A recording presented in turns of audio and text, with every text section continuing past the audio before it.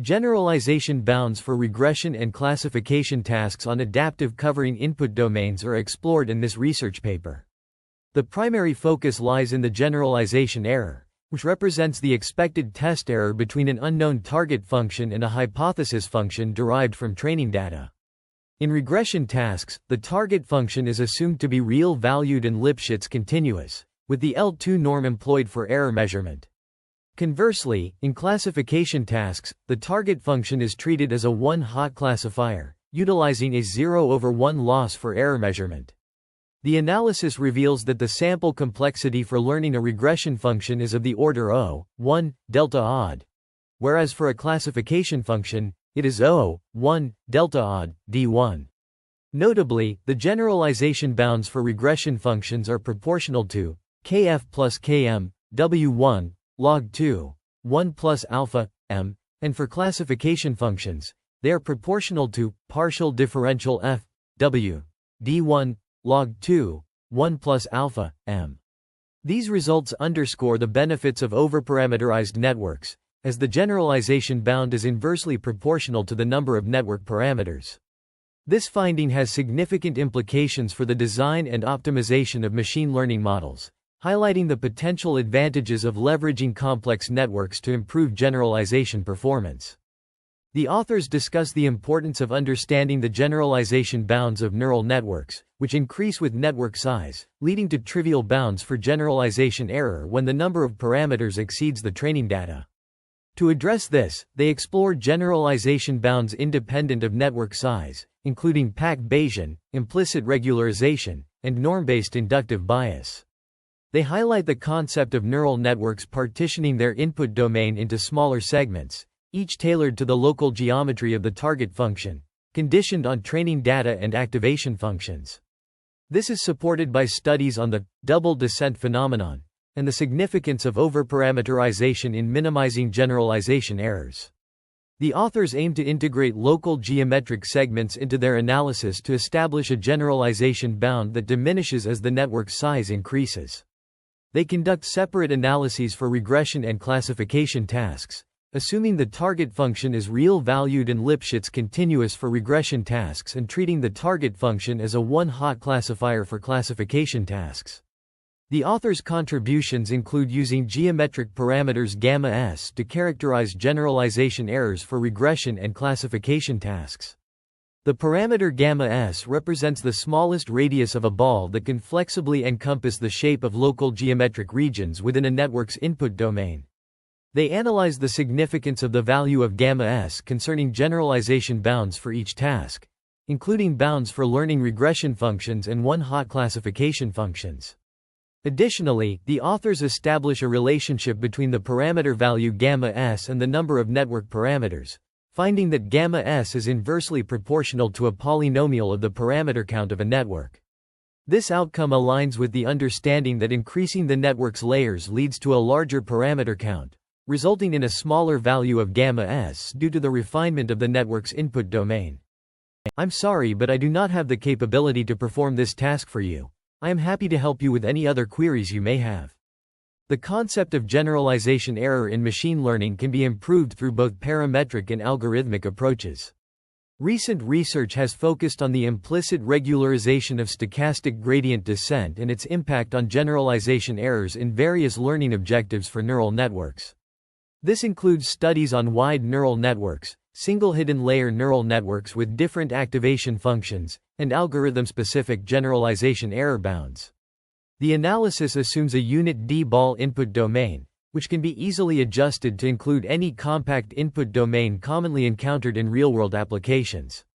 The behavior of a neural network's function adapts to its geometry within the input domain, and the local geometry of a function can be understood using the concept of smallest enclosing balls, where the radius of these balls represents the generalization bound.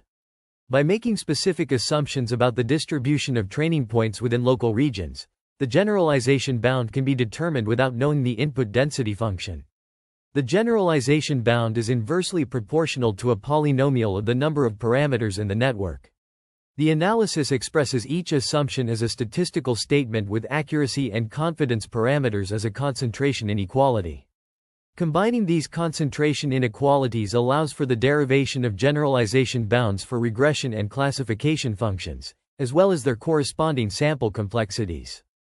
Key assumptions include the assumption of densely covering, which assumes that the data is distributed densely enough to cover the input domain within a certain radius, and the assumption of histogram approximation, which assumes that enough training data is available for each covered area to allow for an accurate approximation of probability mass using a histogram distribution.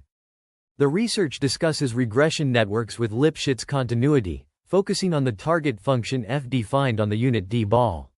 The learning algorithm works on input distribution, x, f, x, where x has a density p. The network M is a continuous function of Lipschitz constant Km, derived from gamma S dense distributed training data. The error between f, x, and m, x, can be bounded using the distance between the input point and training input, leveraging Lipschitz continuity. The analysis involves a series of inequalities, starting with EQ1, which bounds the error using the Lipschitz constants of f and m, and the two-norm error between them. This is followed by EQ2, which introduces the concept of a gamma scattering of the input domain. The discussion then moves on to EQ3, which provides an inequality for the average prediction error.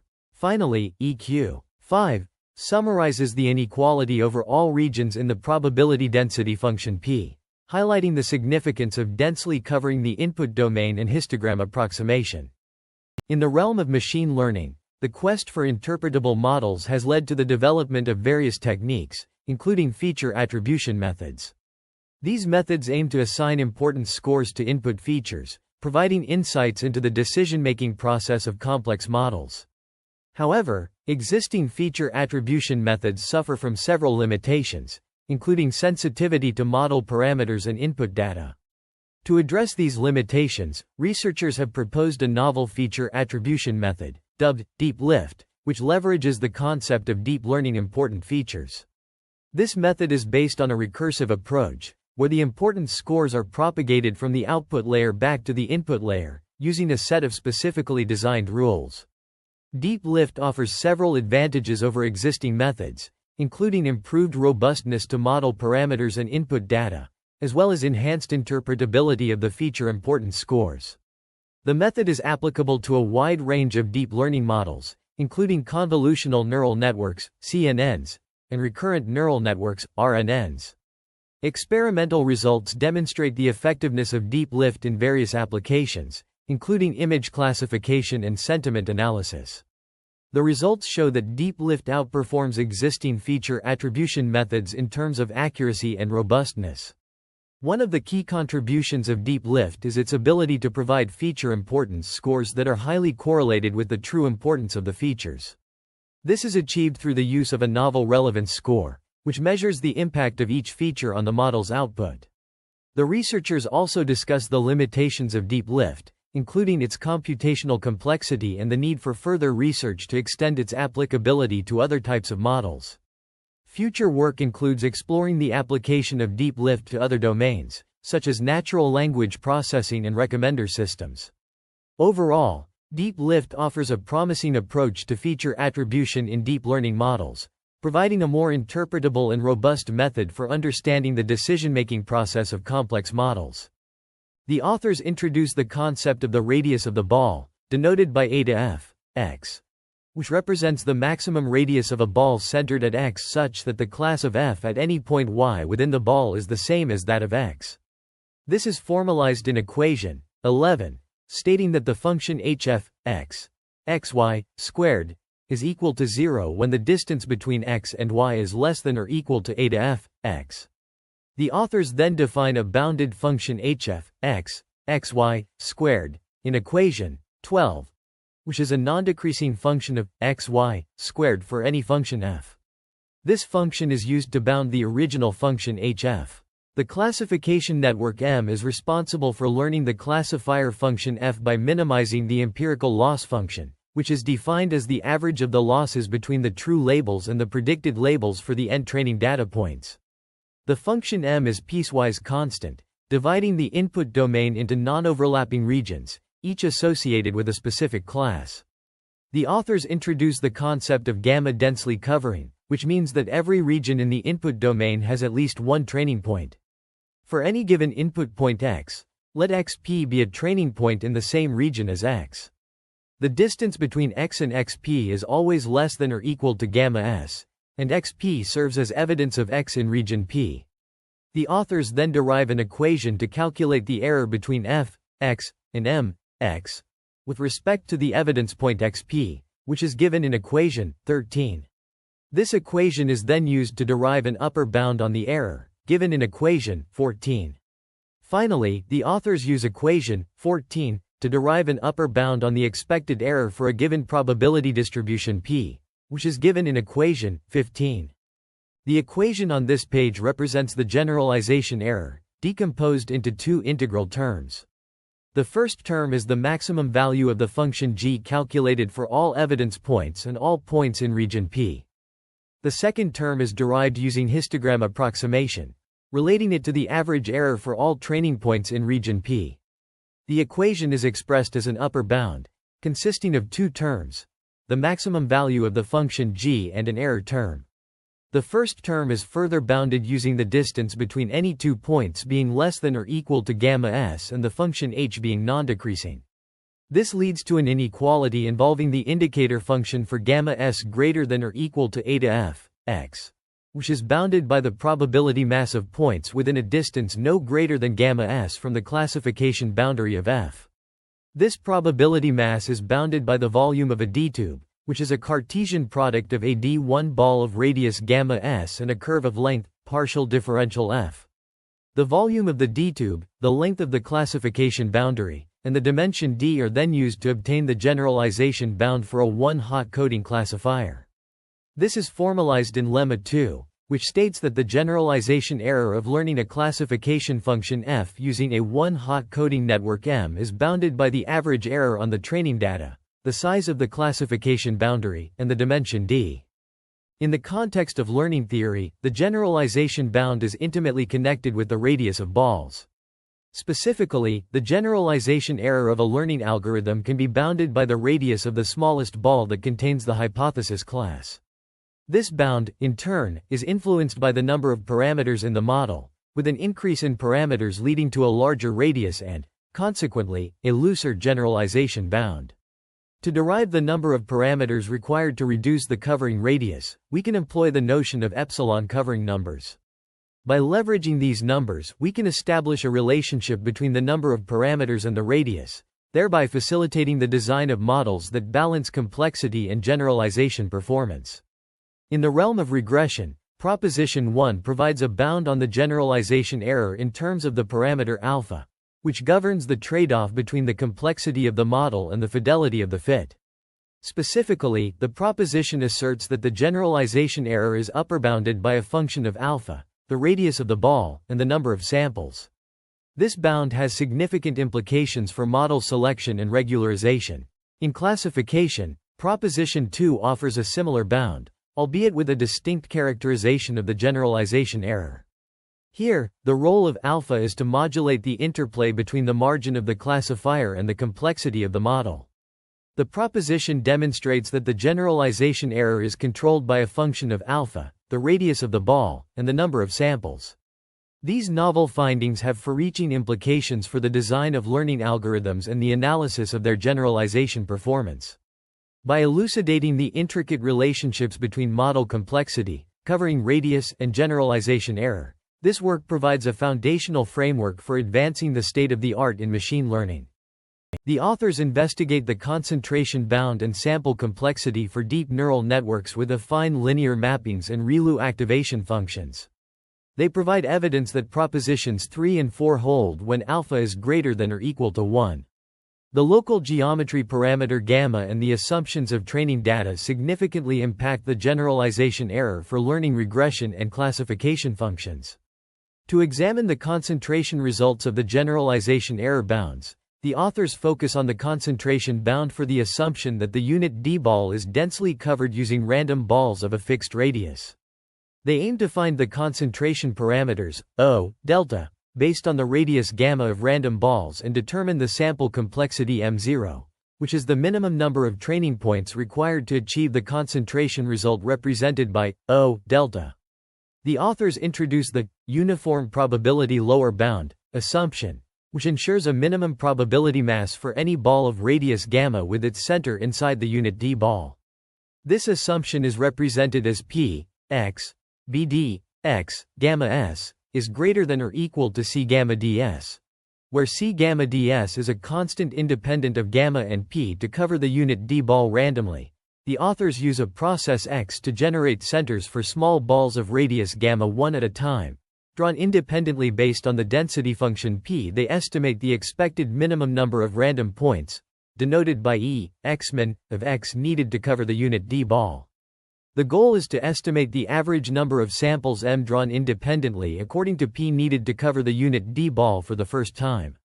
The authors define a parameter delta 1, where 0 less than delta 1 less than 1, to denote the probability that the initial m samples generated by x cannot cover the unit d ball. Using the Markov inequality, they derive an upper bound for this probability as delta 1, m, is less than or equal to E, xmin, per meter. They also express the value of E, xmin, using the uniform probability lower bound assumption as E, xmin, is less than or equal to 1, c gamma ds.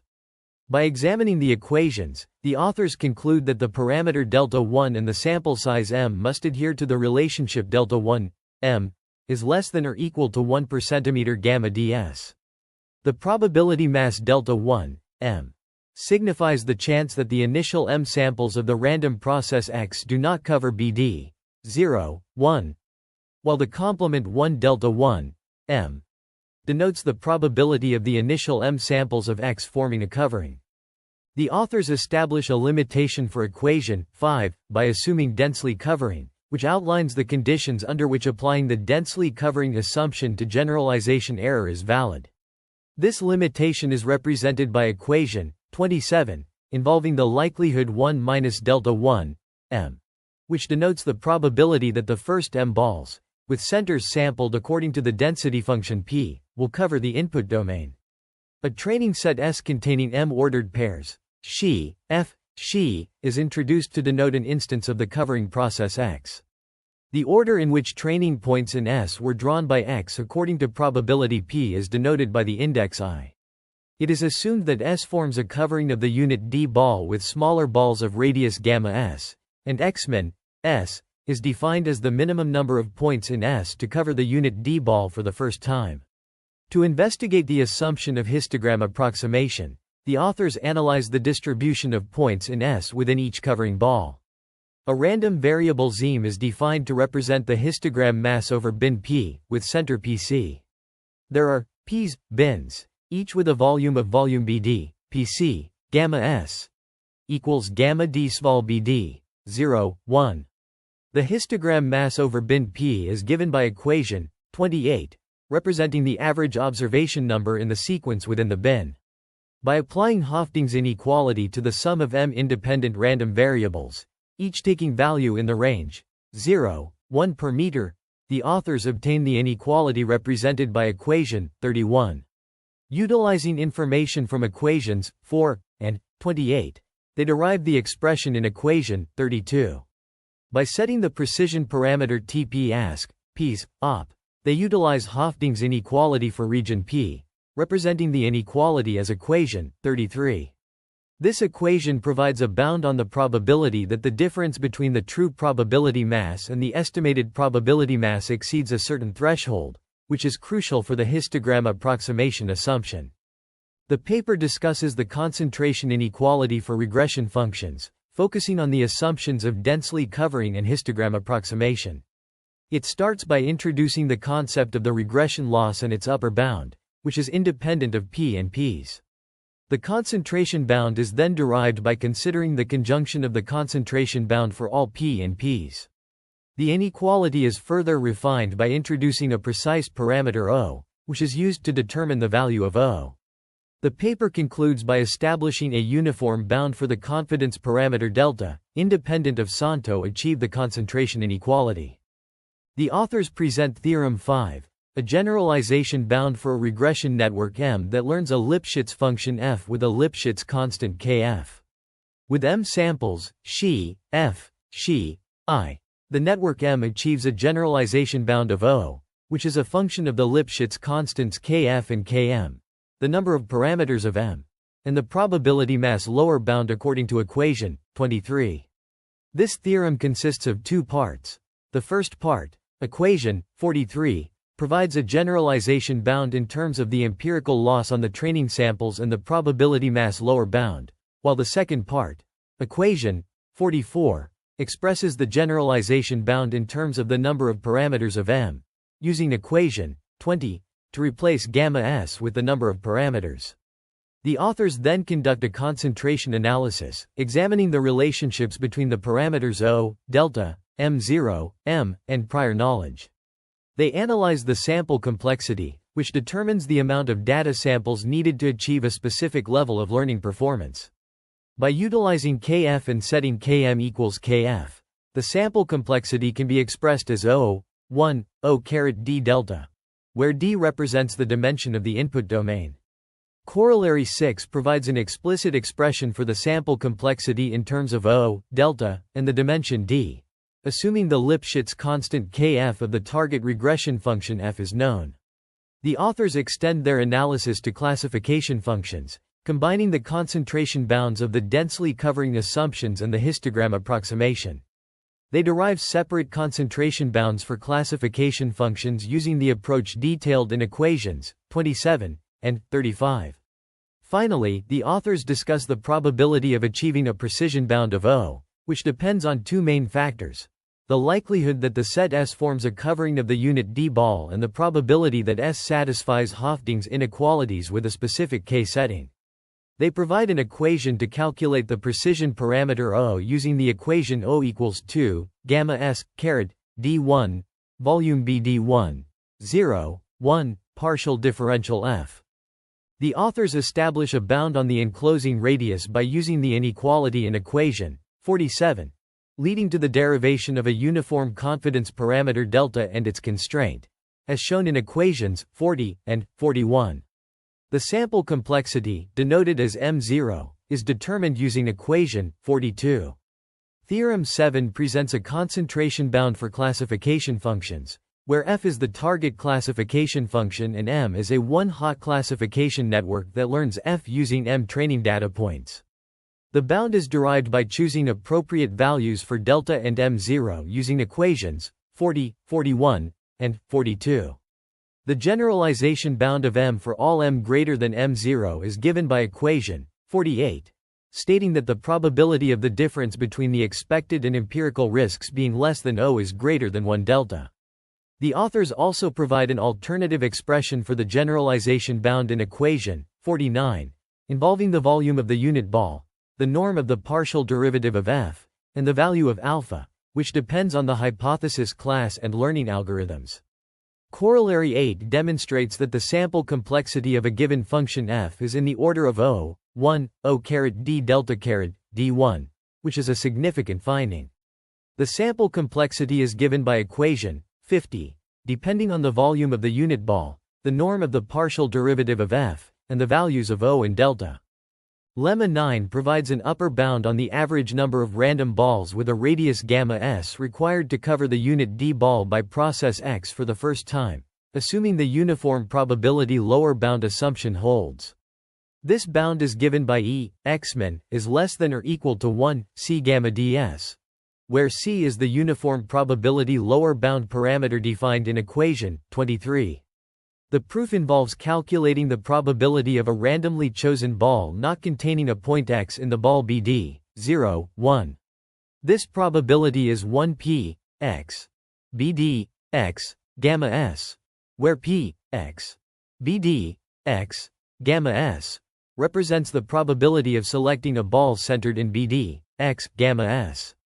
The expected number of random balls required to cover X for the first time is then calculated as the infinite sum of LP, X, BD, X, gamma S, 1P, X, BD, X, gamma S, caret, L1, which simplifies to 1, P, X, BD, X, gamma S. Using the formula for the sum of an infinite geometric series, the expected number of random balls is shown to be bounded by 1, C gamma ds.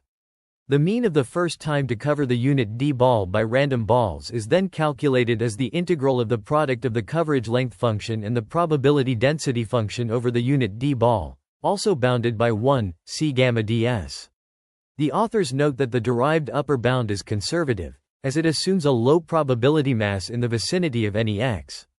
However, whitening images, a preprocessing technique that eliminates correlated components in input images and establishes an equalized distribution in all directions, can accelerate learning speed to convergence. Ignoring boundary effects, a uniform input probability distribution leads to E, xmin, equals 1, gamma ds, with the probability density function p, x, bd, x, gamma s, equals gamma d, s. The term gamma d, s in equation 53 cannot be improved, as reinforced by considering a continuous density function p in section 6.2.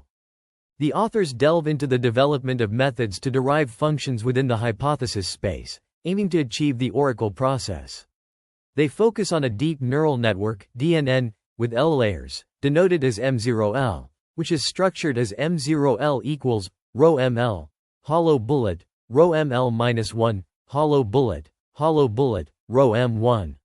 This DNN is piecewise continuous due to the use of the rectified linear unit, ReLU, activation function, rho.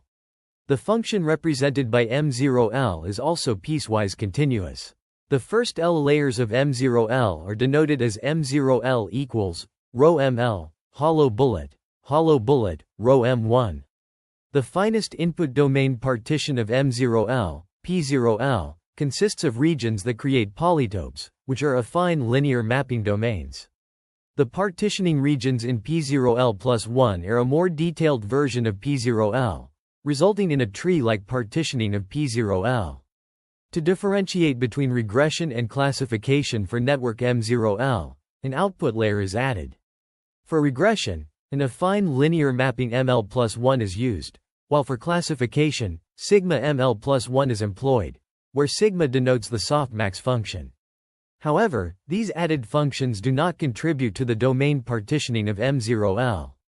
In the realm of P0L, every partitioning region forms a polytope, essentially the intersection of halfplanes. The diameter of a region denotes the longest distance between 2 points within the region. The authors aim to develop an algorithm to partition a polytope and reduce the diameters of the resulting subpolytopes to a constant fraction of the original value. This algorithm plans to use hyperplanes passing through anchor points to make multiple cuts in the original polytope and create subpolytopes, ensuring that the diameter of the refined partition is at most half the diameter of the original polytope. The algorithm will be applied to every polytope in P0L, creating a refined partition, where each polytope in P0L acts as the root of a tree-like structure, with intermediate and leaf nodes representing subpolytopes. The partitioning of a convex polygon into subpolytopes is achieved through sequences of hyperplane cuttings, resulting in a binary tree structure.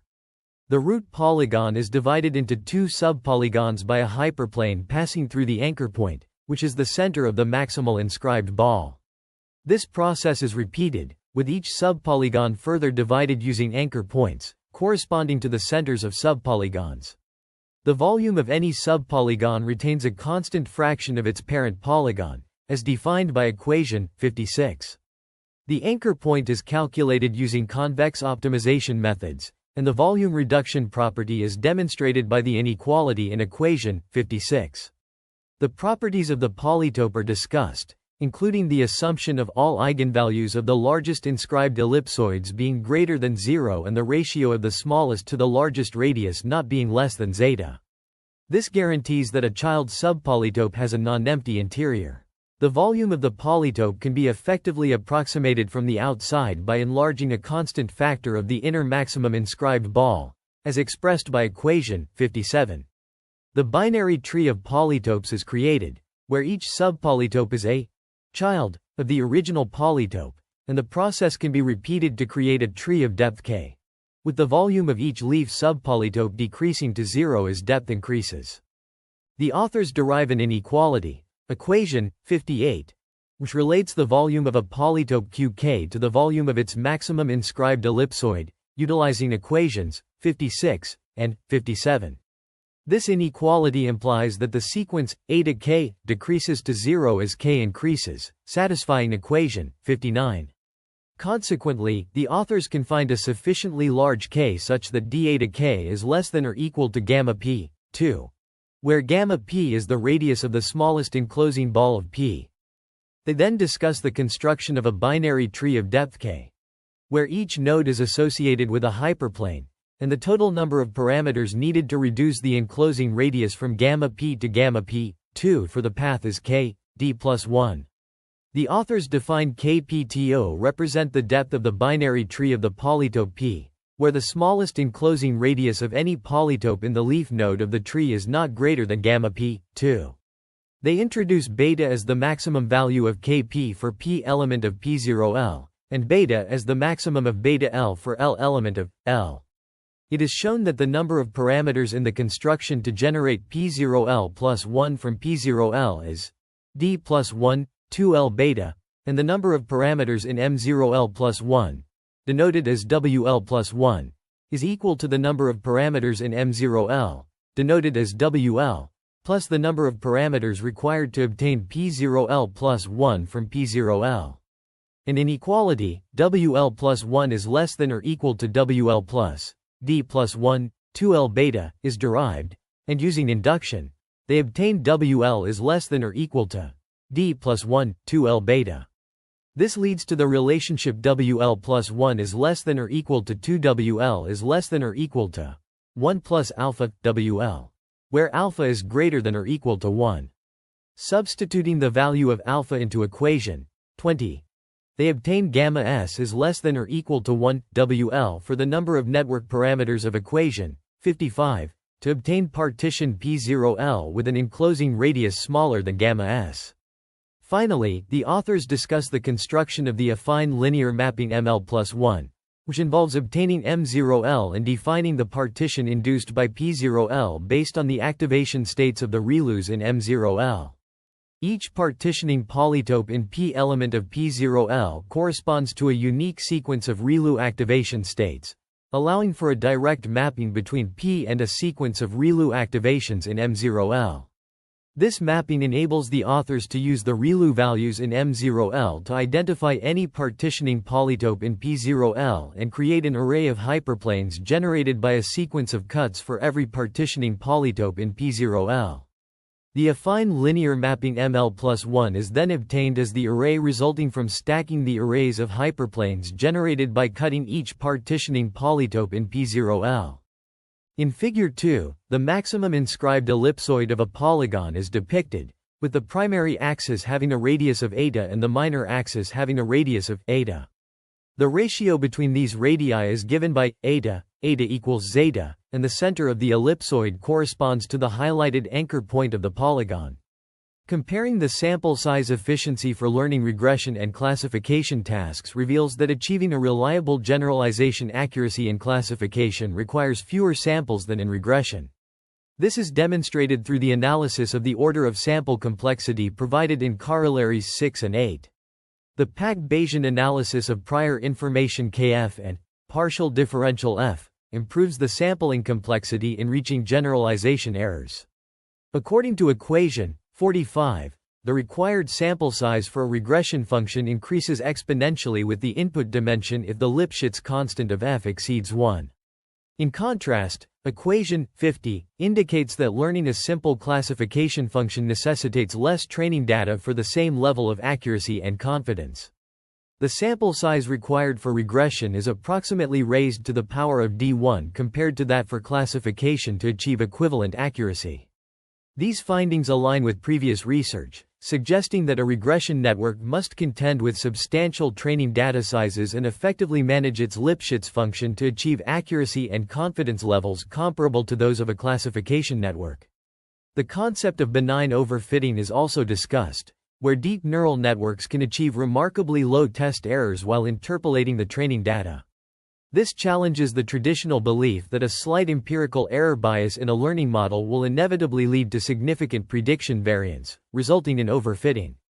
Benign overfitting presents an intellectual challenge for understanding the generalization behavior of over-parameterized models and has led to the development of fundamental models for various applications. Training these models to achieve benign overfitting is crucial for high performance in downstream applications. Over-parameterization in machine learning models can lead to benign overfitting, a desirable outcome observed in various models, including neural networks, kernel machines, and high-dimensional ridgeless least squares interpolation. The interplay between densely arranged training data and over-parameterization enables benign overfitting, with the required complexity levels identified for regression and classification tasks. Equations 9 and 19 reveal that the overfitting term, proportional to gamma s in regression and gamma d1s in classification, limits the difference between generalization and empirical errors. This implies that achieving benign overfitting is easier in classification learning than in regression. In regression networks, the overfitting term also depends on the Lipschitz constants of the real-valued function f in the network M, where a small Lipschitz constant of f reduces overfitting. In classification networks, the extent of overfitting depends on the length of the classification boundary, partial differential f. Simple classification functions with shorter boundary lengths are less prone to overfitting. The analysis relies on the assumption that every covering ball within the input domain must encompass at least one training point and an adequate number of training points, crucial in preventing overfitting in classification systems. Notably, deep neural networks outperform shallow networks in learning Lipschitz functions, effectively representing target functions with hierarchical and compositional structures using fewer parameters, leading to lower generalization errors. Deep neural networks can partition the input space into exponentially more regions than shallow networks using the same number of ReLU activation units, resulting in smaller generalization errors. Furthermore, deep neural networks tend to have a lower Lipschitz constant, resulting in lower generalization errors for regression functions. The research paper delves into the intricacies of advanced computational methods in quantum mechanics, focusing on the development and application of novel algorithms for solving complex quantum systems. A key concept introduced is the concept of quantum entanglement, which refers to the interconnectedness of quantum states, regardless of distance or intervening objects. The paper highlights the importance of understanding quantum entanglement as a fundamental principle in quantum computing, where it can be leveraged to achieve computational speeds far surpassing classical computers. To this end, the authors present a new algorithm designed to simulate entangled quantum systems efficiently, utilizing a combination of mathematical techniques from linear algebra and quantum field theory. The algorithm, dubbed entanglement simulation via linear algebraic techniques, ESLAT, operates by representing quantum states as vectors in a high-dimensional space, allowing for the manipulation and analysis of entangled systems through matrix operations. This approach significantly reduces computational complexity compared to traditional methods, making it feasible to simulate large-scale entangled systems on current computational hardware. Significant findings include the successful simulation of a 5-qubit entangled system using ESLAT, demonstrating its efficacy in handling complex quantum states. Furthermore, the authors discuss potential applications of ESLAT in quantum cryptography and quantum teleportation, emphasizing its potential to revolutionize secure communication and information transfer. However, the paper also acknowledges limitations, such as the requirement for precise control over initial conditions and the need for further refinement to accommodate decoherence effects. Future work is suggested to address these challenges and expand ESLAT's capabilities. In conclusion, the research presents a groundbreaking approach to simulating quantum entanglement, offering insights into the potential of leveraging linear algebraic techniques in quantum computing. While there are still challenges to overcome, the ESLAT algorithm represents a significant step forward in understanding and harnessing the power of quantum mechanics for computational purposes. The authors introduce the concept of a maximally inscribed cube within a ball, denoted as cube p, and define Kp as the constant value approximating L, x.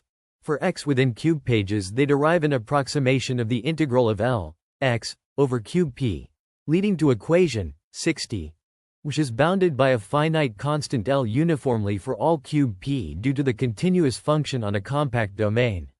The volume of the largest D cube that can fit inside a ball of radius gamma south in Rho is given by the formula 2 gamma s caret d d, and the minimum number of such cubes needed to cover the unit D ball is approximately 1 gamma ds square root d 2 caret d. The authors use this to approximate the E x-min value, which is approximately equal to the number of cubes in the approximation of function L, leading to equation 61. The authors discuss the inductive bias related to their analysis, highlighting how over-parameterized systems are constrained by the inductive bias, which limits potential solutions of a learning algorithm. They attribute their generalization bounds for regression and classification to different prior knowledge. In regression, they suggest imposing constraints on the norm of weight coefficients, related to the Lipschitz constant of the network, and acknowledge the potential regularization brought about by the gradient method. In classification, they suggest focusing on the classification boundary of the target classifier and estimating the unknown boundary using norms related to function derivatives. The authors also highlight the need for efficient algorithms relating covering geometry and network architecture, questioning what hyperplane arrangement in network layers would enable efficient implementation of the relation between the radius of covering balls and the network's parameter count. They also raise the question of what network structure could result in a decay rate faster than 1 WL. Finally, the authors touch on the sample complexity for generative models, which determines the number of sampling points needed to approximate an unknown density distribution function. They use the two-norm measurement for regression and classification, but acknowledge that further investigation is needed to develop an efficient new neural network architecture with a few parameters and a training algorithm with harnessed generalization error. Density estimation in diffusion generative models can be improved by incorporating geometric-related parameters. Noise diffusion processes offer a means to measure density variances, bridging the gap to other generative models that leverage Jensen-Shannon divergence, Wasserstein-Ghon, and variational autoencoder. The underlying concept is to adaptively construct geometric parameters, enabling the measurement of density variances in a more effective manner. This approach raises fundamental questions. Can a generative model be built upon this geometrically adaptive construction method, and is it possible to comparatively assess generative models using sample complexity measures? The authors explore the potential of this framework in facilitating a more comprehensive understanding of density estimation. In the context of diffusion processes, the geometric parameters are utilized to quantify the variance of the data density. By doing so, the approach provides a novel perspective on the connection between noise diffusion and generative models. The Jensen-Shannon divergence, Wasserstein-Ghon, and variational autoencoder are all related to this concept, as they rely on similar geometric properties to model complex distributions. The proposed method's significance lies in its ability to adaptively construct geometric parameters, allowing for more accurate density variance measurements. This, in turn, enables the development of more sophisticated generative models that can effectively capture complex data distributions. The potential applications of this approach are far-reaching, with possibilities for improving various machine learning tasks that rely on density estimation. This summary encapsulates a range of research papers that delve into the intricacies of deep learning, neural networks, and their generalization properties. It begins with an exploration of overfitting in linear regression, which is a fundamental concept in machine learning. Overfitting occurs when a model is too complex and closely fits the noise and random fluctuations in the training data, leading to poor performance on new, unseen data. The refinement of convolutional networks is another key area covered in these studies. Convolutional neural networks, CNNs, are designed to process data with grid-like topology, such as images, and they have been instrumental in achieving state-of-the-art results in various computer vision tasks. The refinement of CNNs aims to improve their performance and efficiency, particularly in terms of reducing overfitting and enhancing generalization capabilities. In addition to these, the summary also discusses nearly optimal VC dimension bounds for deep neural networks. The VC dimension is a measure of the capacity of a statistical classification algorithm, and it plays a crucial role in understanding the generalization properties of neural networks. By establishing optimal VC dimension bounds, researchers can better understand how neural networks generalize and make predictions on unseen data. Furthermore, the studies covered in this summary address the issue of understanding deep learning. Despite the significant advancements made by deep learning models in various domains, there is still much to be learned about their inner workings and why they perform so well. Researchers are actively working to unravel the mysteries of deep learning, focusing on aspects such as stability, generalization, and implicit regularization. Algorithmic regularization in over-parameterized matrix sensing and neural networks is another topic explored in this summary. Regularization techniques are used to prevent overfitting by adding a penalty term to the loss function. In the context of over-parameterized models, algorithmic regularization can help improve generalization by controlling the complexity of the model. Finally, the summary touches upon papers on generalization error bounds and coverage processes. Generalization error bounds provide theoretical guarantees on the performance of a model on unseen data, while coverage processes are used to analyze the behavior of neural networks during training. These concepts are essential for developing more robust and reliable deep learning models. Overall, this summary provides a comprehensive overview of recent advancements in deep learning and neural networks, highlighting key challenges, novel approaches, and significant findings in the field. This page delves into a range of research papers that delve into the complexities of computing the diameter of a polytope, convex optimization, and the properties of deep neural networks. A significant focus is placed on the neural tangent kernel, which has been instrumental in understanding the behavior of deep networks during training. The consistency of wide and deep networks is also explored, shedding light on how these architectures can be effectively utilized for various tasks.